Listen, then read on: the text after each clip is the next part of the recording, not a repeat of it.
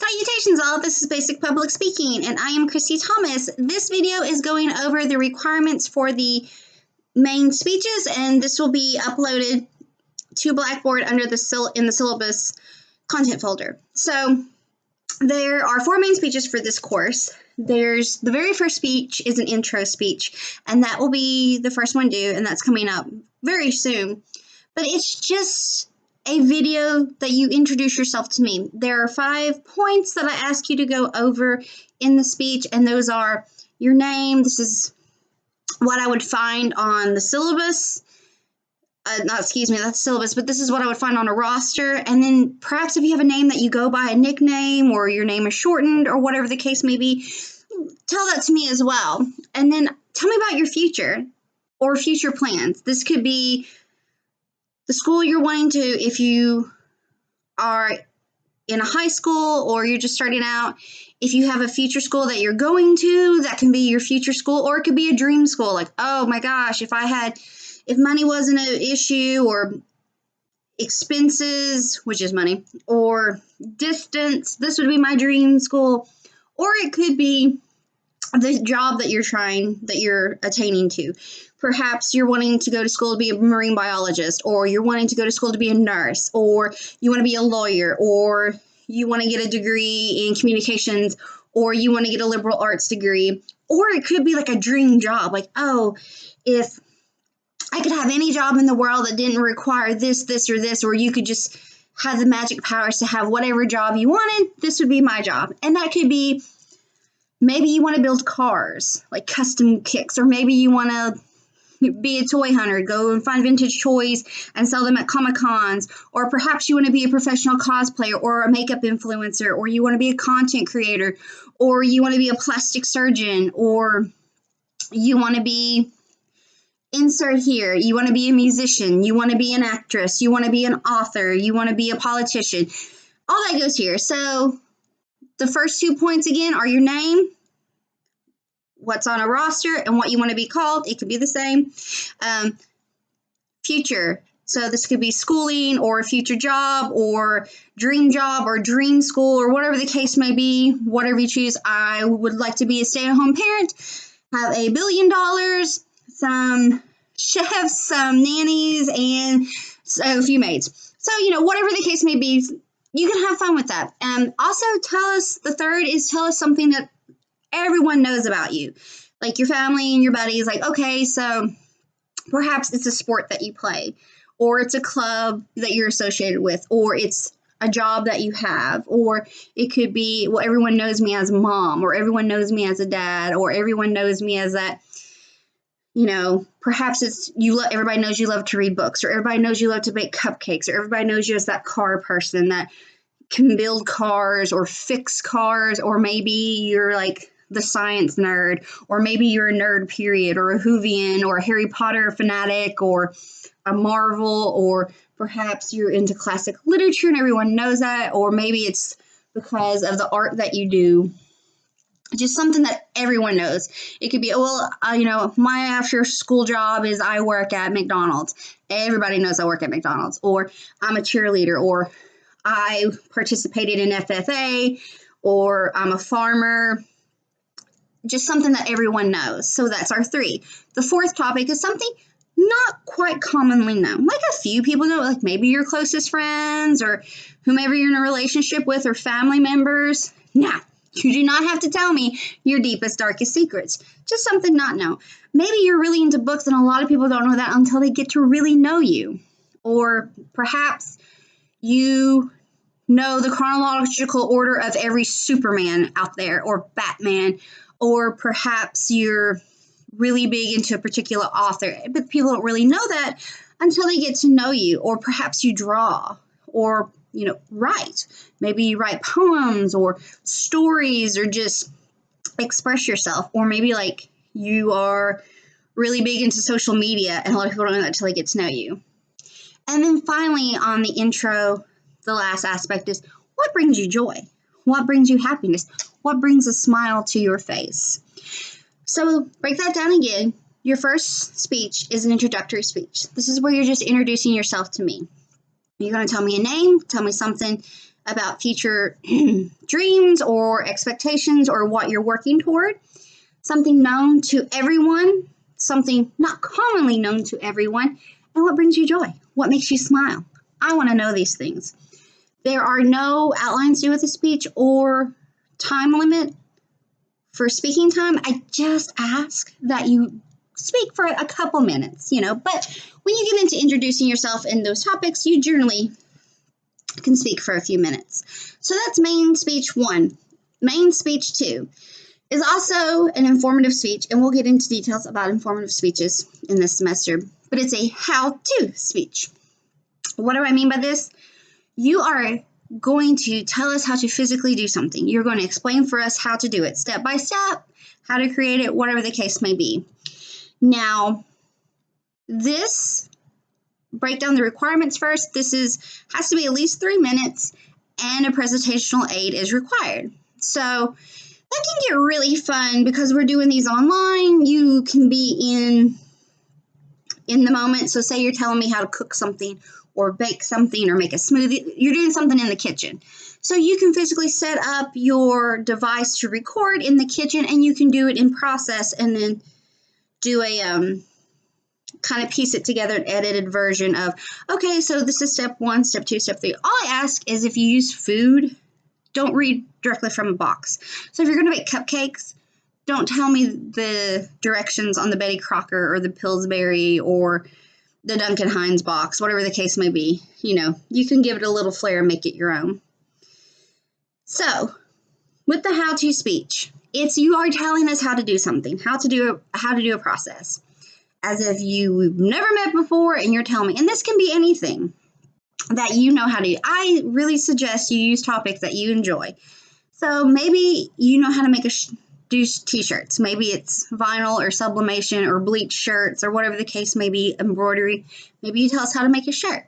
Maybe you tell us how to change a tire. Perhaps you tell us how to, if you're on a sports team, you tell us how the correct way to dribble a ball or kick a soccer ball or throw a football. Perhaps you make jewelry. Perhaps you work and you have a process at the job. Maybe you make pizzas. Maybe you tell us how you make pizzas. Unless it's a secret, then don't share. It's cool. Just something that you know how to do that you can share with us. Maybe how to build a birdhouse, or you're just telling us a physical process in the how-to speech. With that, like I said before, the speech time limit is a minimum of 3 minutes. Now, you can go a little bit below, but I don't want you just to tell me a process in a minute. And an outline will be due with that speech as well, along with presentational aids. Now, as we get into the semester, I will have videos explaining how we properly use presentational aids and how to set up basic speech outlines. So that's our first 2 speeches. We have an introductory speech, that's main speech 1. Main speech 2 is a how-to, and this is you're telling us how to physically do a process. The third speech is, I named it, Tell Me a Story. Now, this speech has multiple options, and it's really fun. I think it is anyway. This speech is to help you explore the storytelling aspect of public speaking. Because you think of it, public speaking, you're talking to us, you're telling us a story, whether you're telling us about something informative, how to do something, or you wanting us to stop or start an action, or commemorating, or a tribute speech, whatever the case may be, you're telling us a story. So that's what this speech is to help us do. So the options for this is you can physically tell me a story. And when I say physically tell me a story, I don't have one close, is you can read a book. Think of how you would read a book to a child. You pick the book up, you hold it, you read it. And I really want you to get into the storytelling aspect of that. That means changing your voices to go with the characters or mannerisms or facial expressions. How you would read that story to a child. I read Dr. Seuss. I read a lot of books to my kids. So it would be, I'm just using this as an example of the book. So you would tell the story. Oh, the 3 little pigs. And the first little piggy went to the house and he built it out of wood, and the wolf came up and said, little pig, love me. And not by the hair on my chinny chin chin. It's very exaggerated, but you see where I'm going with this. So I wouldn't pick, like, a Tolkien book. You don't have to read The Hobbit to me, nor do you have to read Harry Potter to me. A children's book. Although they do make smaller, more children-friendly versions of Harry Potter and Shakespeare and all that stuff. So, but a children's book, you read it as you would read it to a child. Okay. Or you can chat with me about, you can talk about conspiracy theories. You can talk about historical events. You can talk about people. You can talk about film. You can give a film review. And I want your personal intake on the film review. So if, say, you're reviewing Spider-Man, I want to hear about the film, but I also want to hear how you feel about the film. Like, oh, I really thought that this really brought the storylines together. I enjoy the Tom Holland, as Spider-Man, as opposed to like Tobey Maguire and Andrew Lincoln. You know, not Andrew Lincoln. That's not in Spider-Man. He's in Walking Dead. Excuse me, folks. But I want to hear your point of view. Or you can give me a review of a book or a TV series. So you can chat about them and give me reviews. When it comes to conspiracy theories, you can just chat about, you say, okay, so I want to talk to you about ancient alien astronaut theories. And then you go on and you can get information. Or you can talk about a true crime, a murder mystery, a ghost story, an urban legend, anything in that realm. So far our options are reading a book, a physical children's book, or talking to us about a story, an urban legend, a conspiracy theory, a murder mystery, a true crime, you can do a movie review, a book review, a television series review. You can also do a comparison review. Like, I read these books. So say you read the Harry Potter books, you watch the films, maybe you can compare. Okay, well, in comparison, you know, there were some good parts, but they missed out on this. I really thought the films would do really good with this in it. But I'm kind of glad they cut that out, or that. Or maybe you want to do a comparison of all the different Batman. There have been many actors to play Batman, as well as many players to play Superman. Or maybe you want to talk about remakes. There's a lot of original films and remakes. So, say you really love Freddy Krueger and the Nightmare on Elm Street films. You can talk about the original film and then the remake that they did. I can't remember how many years ago they did a remake, but of the film. So you can talk about and compare and contrast what worked, what didn't work. Oh, I'm a, true Freddy, so Robert Englund is it for me. But I want to hear your spin on it. All right, let's keep on moving with the options for this speech. You can also do a graduation commencement speech. You can do a roast. And now think of, Comedy Central roast where they kind of poke fun of actors and whatnot, or public figures. I want you to pick a public figure for that. I don't want you to do someone like your grandfather. Or you can do a tribute speech to someone. This can be someone in your family. This can be a person of history. This can be a literary figure. You can also do an in memory. This can a memorial speech of someone that you've known, a political figure, a historical figure, a celebrity. Betty White just passed away at the end of 2021, and she touched a lot of people's lives, and she was amazing. So you can go that route, or if it was a family member close to you, you can go that route. You could set it up like a wedding toast, So again, this is a choose your own adventure speech. In it, you can literally read a story, or you can chat about a movie, about conspiracy theories, or true crime story, or an urban legend, a ghost story, I think I said conspiracy theory, I'll say it again, or a murder mystery, I think I said that, or you can give us your review take on a television series, a film, or a literary series, a book, an author, or a comparison of actors, or comparison of literature to film or TV series. Sometimes books are made into television series. Or you can do compare and contrast of films and remakes. Or you can talk about the dynamics of relationships within films or families, like Gilmore Girls, a relationship between Lorelai and Rory, or maybe you want to talk about the relationship between Sam and Dean in the Supernatural series. Or you can choose to do a commencement ceremony speech, or you can choose to do a tribute in memory speech.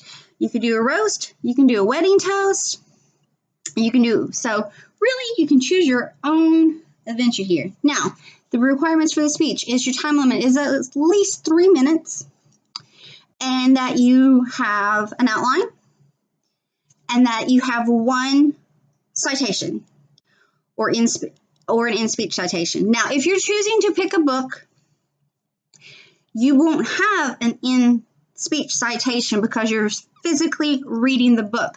So your works cited for that will just be the information about the book, the publisher, the author, the illustrator, because I'm sure most children's books have illustrations, that kind of stuff. If you go into other stuff, conspiracy theory, ghost stories, and whatnot, and you get information, or you want to quote, you need to quote someone or get information, you just need to have one. So say you're talking about a ghost story, or maybe you can talk about a ghost story or like a haunted place in the world. Perhaps you want to talk about Lizzie Borden's house, which is now a bed and breakfast, I do believe, and it's supposedly haunted. So maybe you want to talk about that, and maybe you find a clip of someone who's giving, like, recounting their interactions of the haunted house. Oh, this is what I come across. So you can have fun with this, and it can be whimsical. It doesn't have to be a statistic or like a very serious quote. If you're doing a memory speech, if it's of a particular like celebrity or public figure, you can get a quote about that person. Now, if it's someone about close to you, you can get a quote from someone close to you, or maybe it's something that they always say, like my grandmother used to always say this. So you can have fun. And this particular citation is really very whimsical, loose. And what do I mean by that is that it doesn't have to come from a textbook. It doesn't have to come from a statistic, and it doesn't have to come from a graph or anything like this. You could have more fun with it. It's just to give you the experience of using citations and works cited with speeches. So that's our third speech. Recap one more time: introductory speech, how-to speech, and then choose your own or tell me a story speech. Then your last speech, which is your final speech, is a persuasive speech. A persuasive speech, you are getting your audience to start or stop an action. Now, the requirements for this speech is at least 3 minutes, an outline, and a works cited. You'll have a works cited because you must have 2 in-speech citations. And since this is your final speech and it's a persuasive speech, perhaps you're telling us why one should stop smoking or using Juul or whatever. So you have your citations, and these citations or your quotes can come from like the truth.org site. They give you all kinds of statistics, Perhaps you're telling us the effects of birth control, why someone should not take birth control, or why someone should. So you can get information from sites and from doctors about that. Now, you do not have to be political, and you don't have to use a hot button subject. And what do I mean by hot button subjects? These are your in the news, like gun control, abortion laws, just stuff like that. It doesn't have to be serious. Now, you can. I'm not saying you can't. I'm just saying that you don't have to go that route for persuasive speech. For the extent of this course and this class, you can do a persuasive speech on why McDonald's is the best, or Wendy's, or why, KFC chicken is the chicken to get, or perhaps you're swinging toward Popeyes, or maybe you want to do why this pizza is the best pizza, or for, you can choose food, you can choose stuff again, maybe who's the best doctor in the Doctor Who series. So you can have fun and you can get information online to support it from forums. And you can also get quotes from peers and family members. You just have to be able to cite that in your works cited. And there are apps on phones and computers and sites where you literally will go and plug and chug your information, and it creates the citation for you for your works cited. But we'll get into that more detail for the video. So let's recap your 4 main speeches, ladies and gentlemen, folks. You have your introductory main speech, your informative how-to speech, your celebratory tell me a story speech, and the final, which is a persuasive speech. Those are all your main speeches, and I will do individual videos for each speech prior to that speech, and it will be up when you first click onto Blackboard, and it will stay up till after the speech is due, and then I will hide it, so to speak, after a few weeks so that your homepage just doesn't become jumbley looking. Anyway, folks, thanks so much.